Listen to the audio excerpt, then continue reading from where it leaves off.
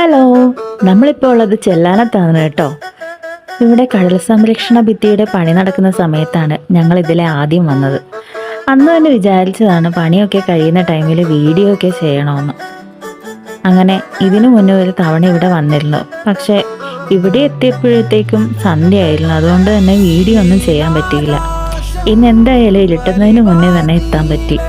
ഈ പ്രദേശത്തെ ആളുകൾ നല്ല രീതിയിൽ ബുദ്ധിമുട്ട് അനുഭവിച്ചിട്ടുണ്ട്.